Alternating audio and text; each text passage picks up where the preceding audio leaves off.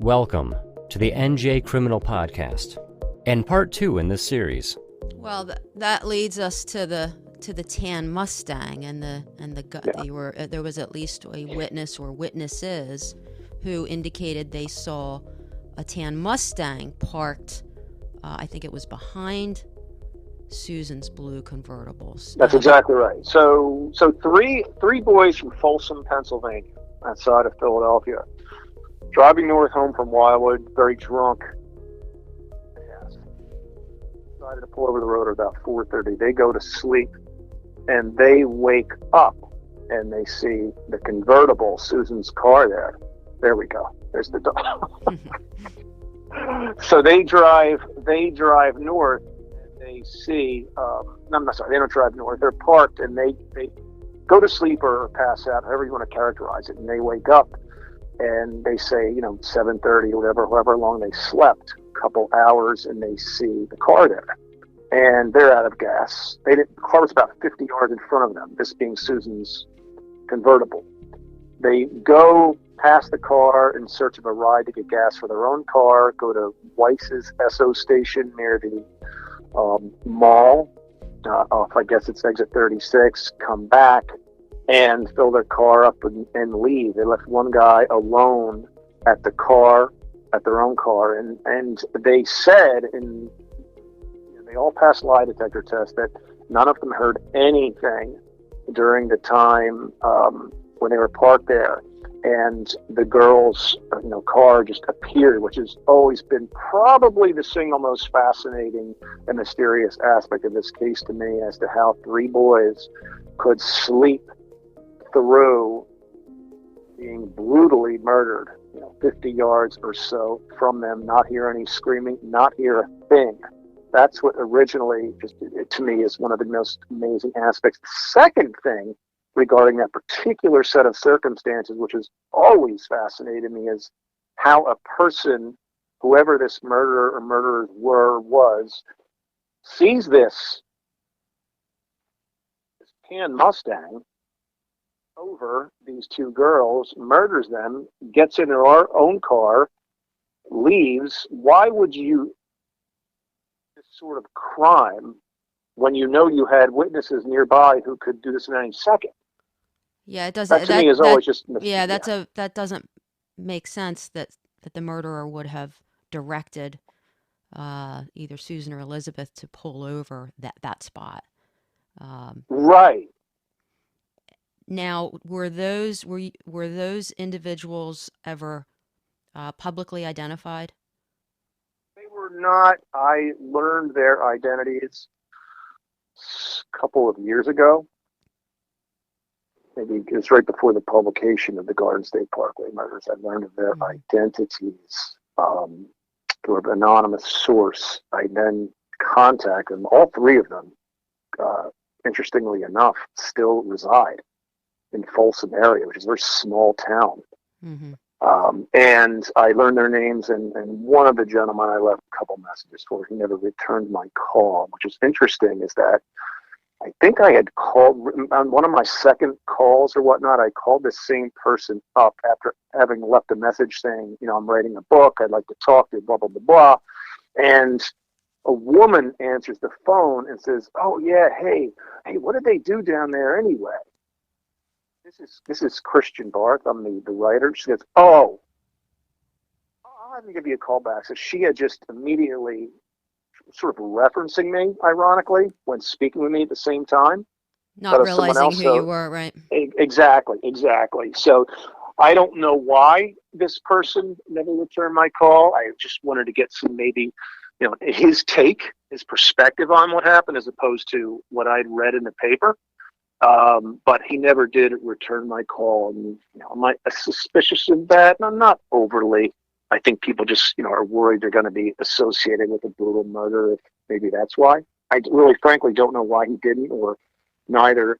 His friends did neither. But it was a similar reaction to the two other kids that were with the first gentleman, Mr. McMonigal, that met the girls at the diner. I told him I wanted to speak with them, and he knew who they were, and they were both living, and they didn't want to speak with me either. All right. Next thing they know, they're getting a request for DNA. Yeah, right.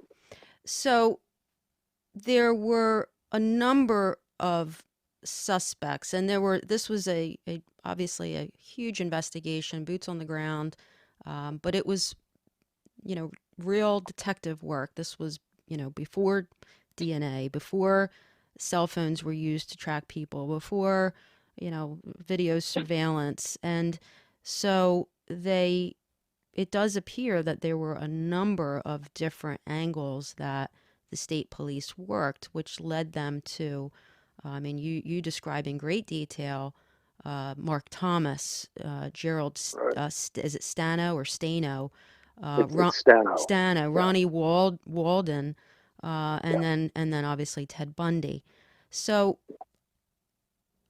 describe for us just kind of generally um, the links to each of these individuals, and no one has been arrested. Obviously, the investigation is still open, but you've basically done quite a bit of your own investigative work. And again, this is all said with the caveat that we don't know what's in any files because you haven't been able to review police reports. So I'm just kind of curious, and we could probably talk about this all day, but if you could just describe for our listeners what steps in the days, weeks, months, years following these murders did state police and other investigators take, and where did it lead them? Well, there was obviously front page stories in the Inquirer, all the local newspapers. UPI picked it up, APL, all the wire services all over the country that these girls were found, splashed all over the Atlantic City press. So there was a news conference at which time Brennan gave a hotline for people to call. And what happened was, as a direct result of that, a couple of days, I think it was, I want to get my dates straight, June 4th, maybe June 5th, it was a Thursday, I want to say, Meg, over in Philadelphia on 13th Street at a clothing store. The guy who owned the store was a gentleman, and I've learned this since the publication of the book, named Al Tendler, on Tendler's clothing shop. And Mr. Tendler overheard this kid saying that he was in Ocean City at the time of the murders. He contacted the Philadelphia Police Department, who dispatched homicide detectives to pick up this kid whose name, as we learned, was Mark Thomas, the local boy from Norristown, sort of hippie. Was he wearing a yellow turtleneck? Is that? He was wearing, again with that. Mm-hmm. That was the irony of it all, is that he was wearing a yellow shirt, and it was that yellow shirt, in addition to the remarks he had made cryptically, that prompted this store owner to contact the police. And that, of course, which Al Hickey said he saw the person at the circle wearing someone in a yellow shirt. I always felt that was ironic that Hickey later would change his story as to what he remembered the person wearing, but based upon sort of his circumspect recollection, we find a person who winds up being a prime suspect. So what happened with Mark was they brought him into the police department, and the Philadelphia Police Department began to question him intensively, and being an attorney, that sort of blurred line between custody, non-custodial interrogation, and whatnot from criminal procedure. But they questioned him, and he was in custody, I think. I think so too. Yeah. And they offered him, they said, you want to take a lie detector test, and he did, and didn't perform well. They characterized as fuzzy answers to crucial questions. In light of dissatisfaction with the test results given by the Philadelphia Homicide Department, is a polygrapher, am I pronouncing that correctly? Yeah. They contacted the New Jersey State Police over, and Lieutenant Brennan, in charge of the investigation, contacted George Dix at his home in South Jersey and said, George, you've got to get over there to Philadelphia, and you need to talk and see if this guy will, get on the box, which is parlance for the polygraph exam. So he went over there with Harvey Burns and James Patterson, interestingly enough, they took Police Captain Carpani's, John Carpani's cruiser to go over there. And it was right around the time, according to George Dix, that they were coincidentally interviewing or putting on the box the 3 kids who were in the tan Mustang. So they went over to Philadelphia and question mark all throughout the night, and didn't give him another lie detector test, because apparently you really have to be fresh and focused in order for there to be a good reading on the test.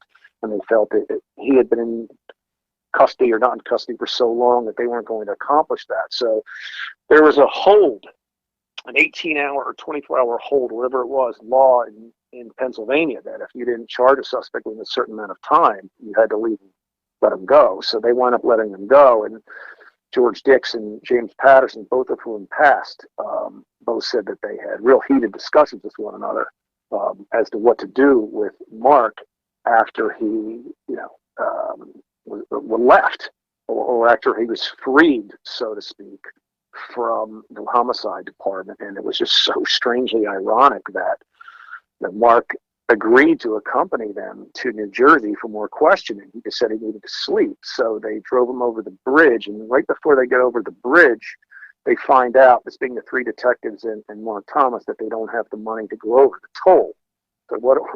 So Mark offers 50 cents driving, when they all look at one another like, wait a second, no, 50 cents. Why is this kid who's free to go agree to accompany us and give us 50 cents to go and come more questioning?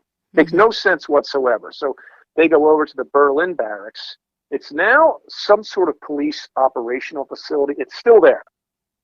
Last time I checked, it's not even there. There's not a circle there either. That's gone. It was the old Berlin Circle.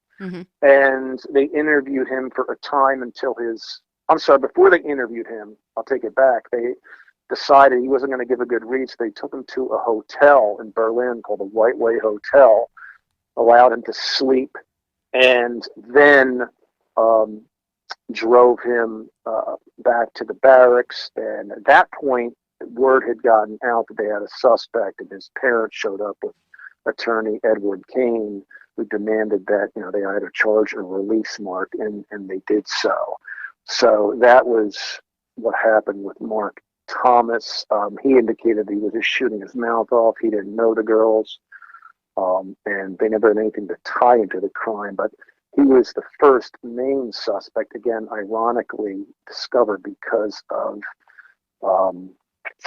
the yellow turtleneck, as described by Al Hickey.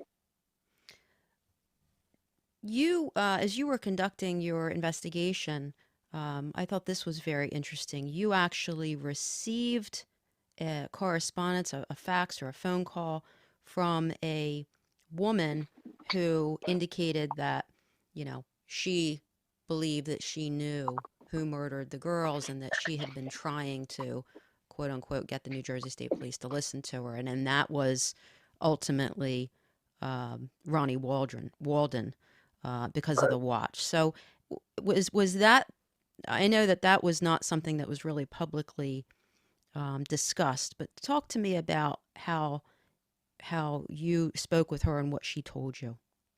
Well, in viewing the material, the reports and whatnot, in my conversations with people, Ronnie Walden was listed as a person that the police had spoken with, but none of the detectives I'd spoken that even referenced him. Which I thought was odd. So, yeah, it was very, very odd. And I'm sitting there in my office, and this was, at some point this person learned that I was writing the fictionalized version and investigating the case at that time. And it was in 2006. And I remember that I got a fax at work, and they said, this came for you. And it wasn't attached to file number. I'm like, okay. And it read it. It was handwriting. It was a fax cover sheet.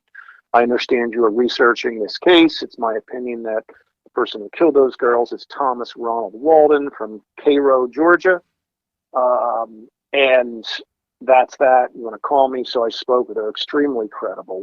We've really continued a line of conversation and a friendship years and years later. So what she relayed to me was this. She said that Ronnie, went by his middle name, She met Ronnie along with a couple of friends of hers when they were down in Fort Lauderdale for spring break in the spring of '69, which would have been, March, probably. And he had taken a liking to one of Kathy was her name, one of Kathy's friends. They invited Kathy, her sister, and this other girl, the three of them, to have dinner at her place, at their place. The guys were renting a place, Ronnie's bachelor pad, rental house, whatever, nearby. They went the next night. And she said that he sat next to her at dinner and paid a sort of almost an unusual fascination with her hair. She had this blonde, long hair, and that was strange. But it was the '60s, so a lot of stuff happened then that wouldn't fly right now. If you're interested in starting a podcast, visit the contact page at njcriminalpodcast.com and send Meg a message. She'd love to discuss your legal podcast, and her producer has experience with podcast launches for businesses of all types. Don't hesitate to reach out and see if podcasting is a good fit for you. So and she noticed that his watch was nice. It was on one of those, they called them mod bands back then. It was a thick leather band for the watch that people would customize with artwork and whatnot. And the face itself was in that watch. And the watch was it's called a Belfort Sea Diver watch, manufactured by Ben Roos Company in Ridgefield, Connecticut. And it said on there 17 jewels. And she thought it was interesting. Why would a watch say 17 jewels? And he showed it to her, and it was sometime after that he had just sort of an apoplectic fit for no reason. Her sister had spilled wine, and he went to this sudden rage that she just couldn't forget. And when she went home for spring break, she obviously was sitting at her desk working at the Social Security office in Atlantic City and heard over the radio piping in that they had discovered the bodies of these girls. And they said that one of them had blonde hair and that they had found a watch, or may have said dive watch at the time. And she immediately said, "Oh my God, I know who did this."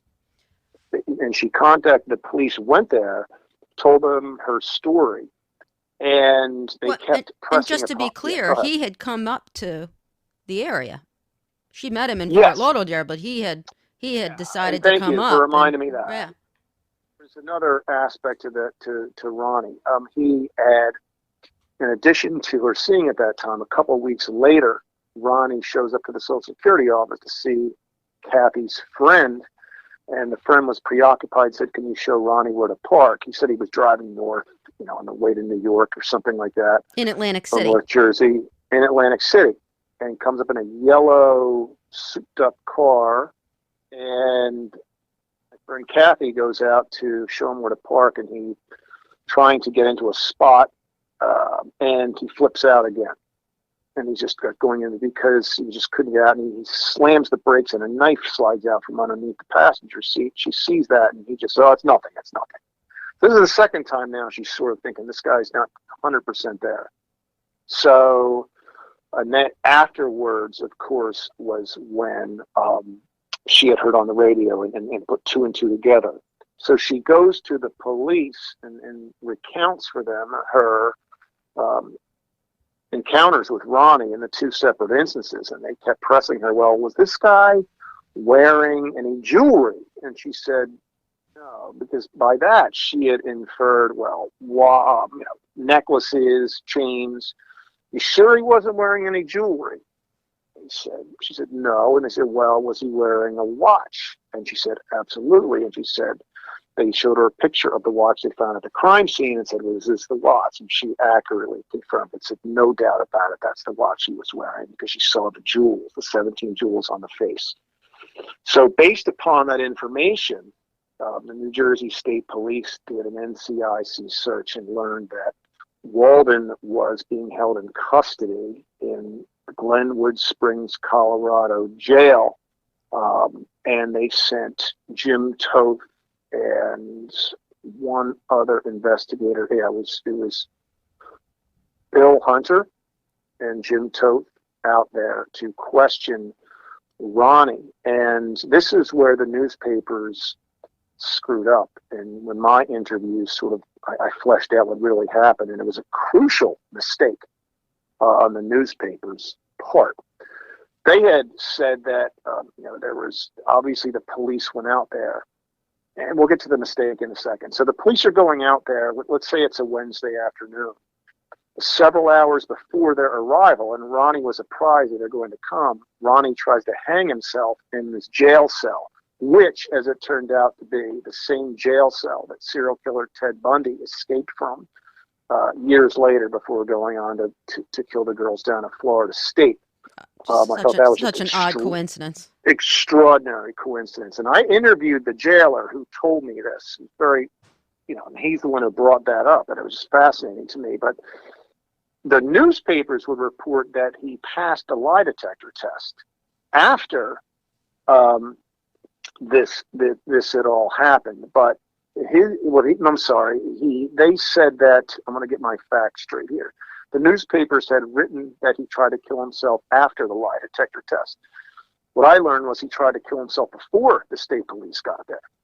So I had always thought, but then he passed the lie detector test. So I always thought it's awfully strange. Was it guilt? Why did he try to kill himself? This is a guy who, by this time, was AWOL from the Air Force, was a seasoned car thief. Okay, he had been in and out of jail, from the time of 18 forward, for various reasons. I interviewed. Everyone said he was sort of a definite sociopath, a glib con sociopath. man, like a con man. Con man. He would. One example was a guy interviewed said when he was in Colorado, he went in. He would go into a real estate office and say, "Hey, I want to look at a property." And a guy would take him out the property, and he'd hold the person up, or he would go into a property, steal stuff. He'd ingratiate himself with the good intentions of innocent people across America is what he would do. Steal in and out. So Ronnie, of course, because he passed the lie detector test, the police, I think they lost interest in him because of that, and also because he was already going to go to federal jail for there was already a warrant out on him by the time the New Jersey State Police became interested in for auto theft. He had stolen something after he left New Jersey and gone to Nashville, and then from there to Colorado. So I think because jail, decided he was going to do like a 9-year stint before he got on probation, that the state police probably suspected, well, there's no point in focusing our interest on this guy. But he ultimately murdered. He ultimately murdered somebody, right? He did, and then years go by, and Ronnie gets out and continues his life of crime. And in 1984, he was in South Carolina, and continuing his ruse of being interested in properties right around the Charleston area. He met a realtor, took him out, tried to rob him, and the realtor fought back, and Ronnie shot him in the head, killing him with a gun he had stolen in one of his travels.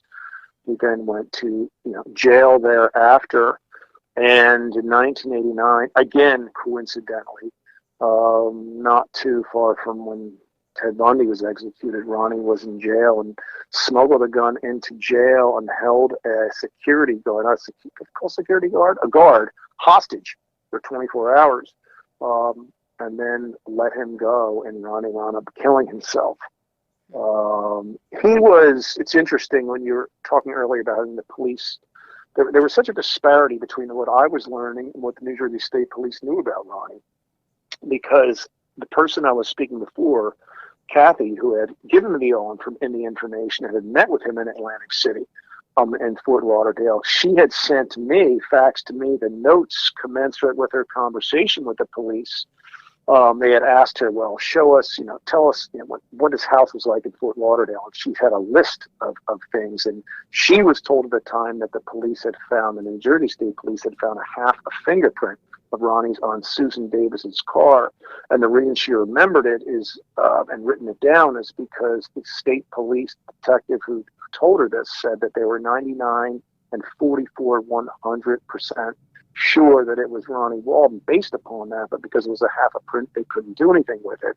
But the 99 and 44 100 saying was, I guess, a trademark phrase used by Ivory Soap at the time in their commercials. Our soap is 99, whatever. So she remembered it. It stood out to her. Exactly. So she maintained these notes and sent them to me, but no one. And after I received these, I called several state police cold case detectives, and no one had heard of Ronnie Walden. And I was a little disturbed that one of the guys I spoke with said he didn't know where he was. And the time that I had spoken with this person, Ronnie had been dead for several years. So, I don't know how he wound up escaping, given the evidence against him. Continuing with that, and completely independent of my conversations with that person, Kathy, I randomly one day, and this goes back to, really you need to do dogged research. I literally looked on a Google map, saw the names of persons listed that were near the parkway, and stumbled upon a person who said, "Oh yeah, I remember that case." And I actually met a guy from Georgia who picked her.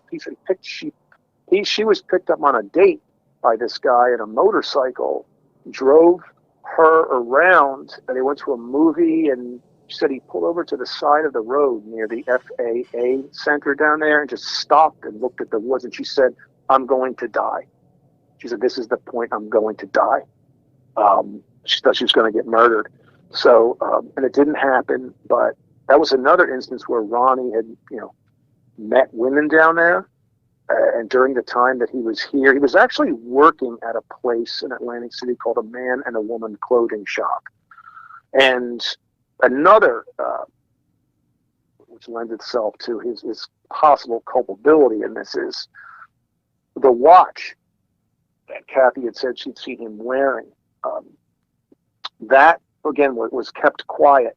And once it was in the Atlantic City Press, but it was also in the Inquirer. The Atlantic City Press, where they first mentioned, this is several days after the girls were found, that it was a dive watch. And the same afternoon in the Atlantic City Press, it was listed that it was a dive watch they had found near the crime scene. Ronnie steals money from his boss down there, steals a motorcycle, and leaves. So I always thought that timing was a little interesting as to why he left town immediately and went then to Nashville and then to Colorado. And then there's some indication that at some point he had some interest in dive gear. Yeah, I interviewed a man who, of course, Ronnie had stolen goods from down at a dive shop in Florida. And one of the things he was attempting to pawn was dive gear. He didn't recollect whether it was a watch. And Kathy had also mentioned when the police had requested her to, recollect for them what his bachelor pad was like down there. She had mentioned she saw a wetsuit and some other things that suggest that, this watch might have belonged to him.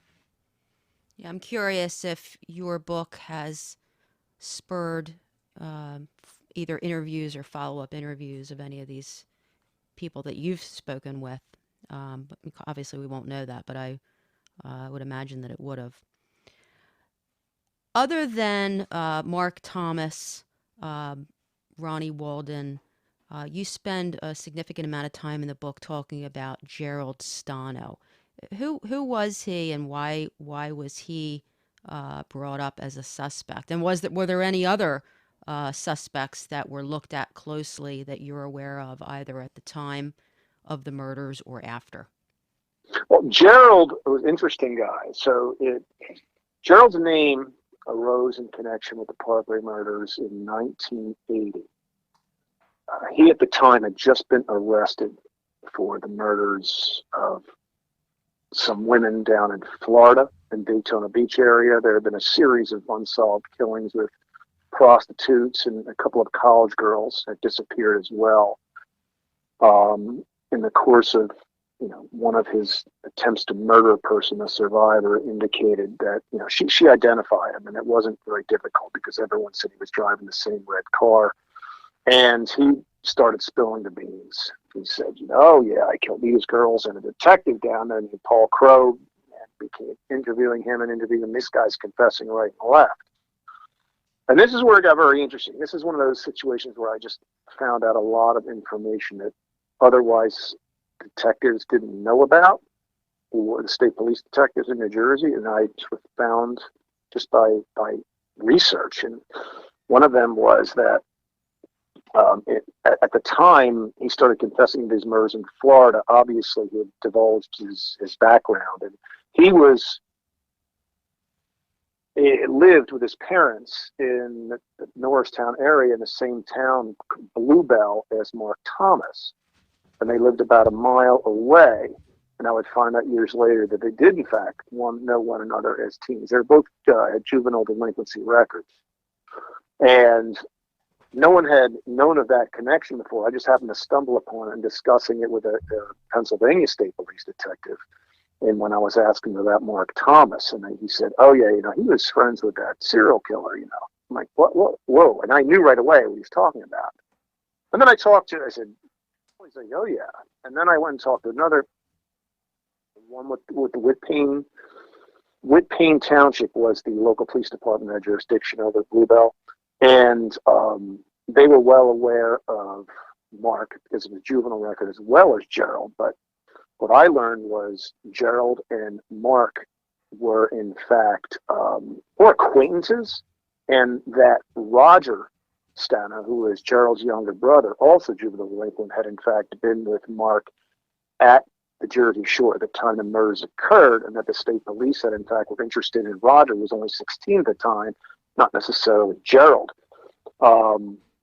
Roger has since gone to his reward, but I thought that was absolutely fascinating. It caused me to think, wow, maybe there was a bunch of these kids that were down there. So Gerald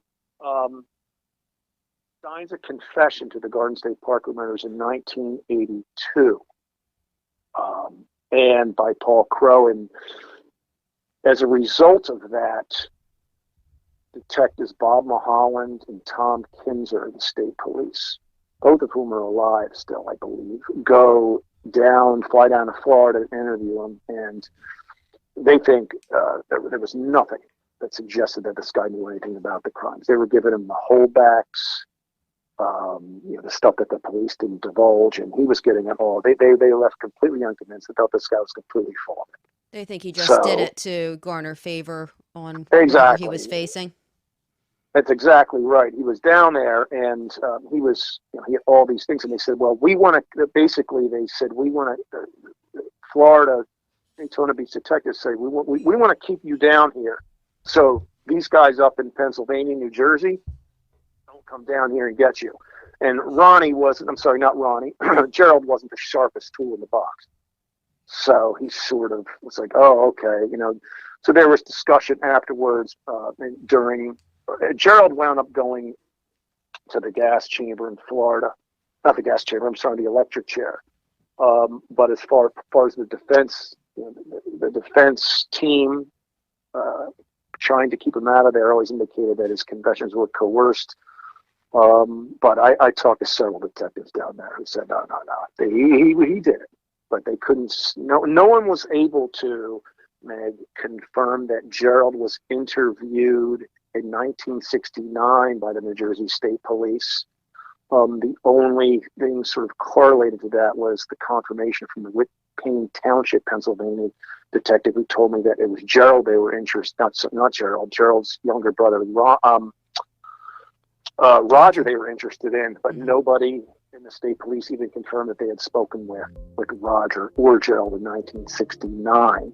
Okay, I was going to say, just to be clear, so it's not as though Gerald was a suspect back in 69 or even during the 70s. It was only the only time he really came up as an individual or a suspect was when he supposedly confessed in 1982.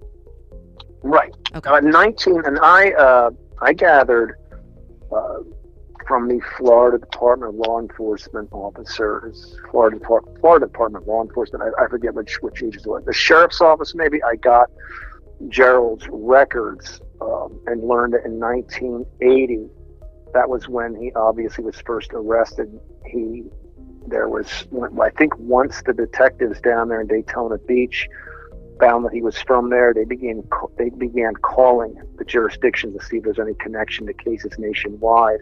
And it was in 1980 that Crow had reached out to Lieutenant Toronto, the New Jersey State Police, and indicated, that they had jailed him. Were there any other cases? And one of the cases which was brought up in the discussion was that of the Garden State Parkway murders, but the file indicated that the suspect was Mark Thomas, and there was no indication, that they were friends based upon that report. But that's something I found that, no one had until that point. So between 80 and 82, I guess, his arrest, and then for about a period of 2 years, he was doing a lot of confessing. And when he signed his confession to the Parkway murders in 82, he said it was 1973. He killed two college girls. So the time and place was off. Thank you for listening in. Stay tuned for the next part in this conversation. This podcast is not a source of legal advice. No two legal cases are the same. Contact an attorney if you require legal assistance.